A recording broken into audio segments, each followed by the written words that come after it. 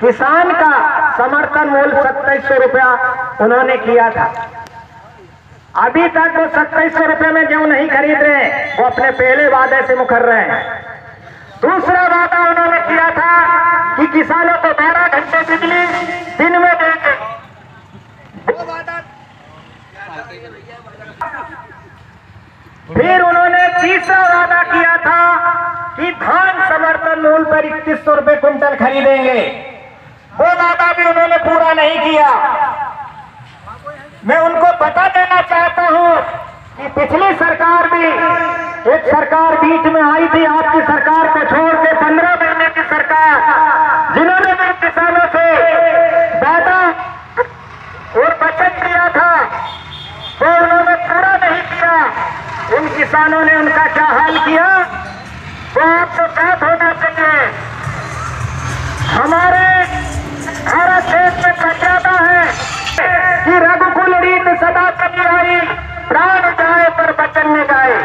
माननीय मुख्यमंत्री जी, आप भगवान कृष्ण के वंशज हैं, आपको समय रहते हुए किसानों की जो वादे किए हैं वो पूरे करने चाहिए, वरना अपने पद से इस्तीफे देने में देर नहीं करनी चाहिए। ये प्रदेश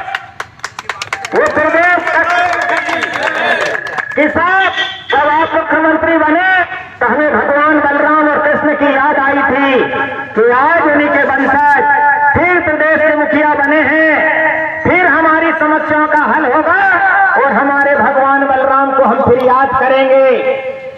बंधुओं, ये बड़ी बड़ी योजना का फायदा इनके पास बैठे हुए लोगों को सब्सिडियों का फायदा देते हैं। क्या बड़ी सब्सिडियों का फायदा आप किसी किसानों को मिला है? ये उन लोगों जैसे हैं कि एक गांव में चोरी हुई, गांव के सभी लोग एकत्रित हुए और एक तांत्रिक बाबा के पास गए।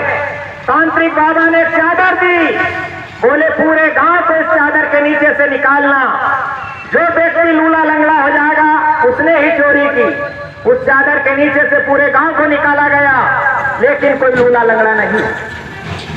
लोगों का ध्यान जब आकर्षित हुआ तो वो चादर के चारों कोने वो चारों चोर पकड़ कर खड़े थे।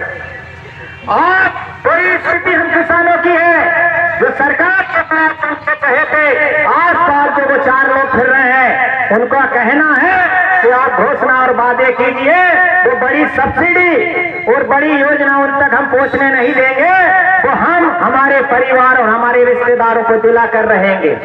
मैं आपसे कहना चाहता हूं अन्नदाता बंधुओं कि आप हमको जागना होगा और ऐसे भ्रष्ट लोगों की ये उजागर करना होगा। हमारा अधिकार इनको खाने नहीं देंगे। आप सभी से मेरा निवेदन है कि जब जब भारतीय किसान संघ हमको आंदोलन के लिए आमंत्रित करे, निमंत्रित करे, उस दिन अवश्य पधारे कि आने वाली पीढ़ी हमसे कोई सवाल न पूछे। ये ना पूछे कि पिताजी कि पापा जब भारतीय किसान संघ आंदोलन कर रहा था और देश का किसान लूट रहा था तब उस चादर पर जाकर आप क्यों नहीं बैठे। बंधुओं, ऐसे अवसर जीवन में बार बार फिर नहीं आया करते। हम भाग्यशाली नहीं, हम सौभाग्यशाली हैं जो आज आकर भारतीय किसान संघ और बलराम भगवान और भारत माता की दरी पर बैठे। भगवान बलराम ने भी हमारी समस्या के लिए हल उठाया था और कंस जैसे आसैया का वध किया था। कर के रूप में छोटे छोटे ग्वाल बालों से माखन दूध सब कर के रूप में देता। भगवान बलराम ने किसान को आजाद कराया और हम सबको ये कहा कि संगठन में आकर के अपनी समस्याओं के लिए लड़ करके आने वाली पीढ़ी और किसानों के अधिकार के लिए सदैव तत्पर रहें। यही भाग्य नहीं, ये सौभाग्य की बात है। आज आप सब लोग आए, संख्या की कोई बात नहीं बंधुओं, जहां संख्या कम होती है वहां एक्सीडेंट भी कम होते। आजादी के समय भगत सिंह, चंद्रशेखर आजाद और राजगुरु बहुत कम लोग थे। कितनी बड़ी बात थी कि आजादी दिला दी। उस समय न फोन थे, न मोटरसाइकिल थी। वो कैसे यहाँ से तिमरनी से दिल्ली गए होंगे हम जैसे सोए लोगों को जगाने। आज वो जब याद आती है, हमारे पास तो पूरे संसाधन है, संसाधनों का हमने फायदा लेना ही नहीं सीखा।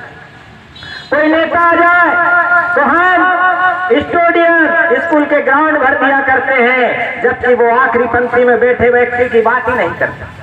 जो उसके नेता नगरी उसको मंच पे, उनके अलावा उससे कोई बात नहीं। लेकिन यहाँ पीछे बैठे हुए व्यक्ति की, और जो घर बैठे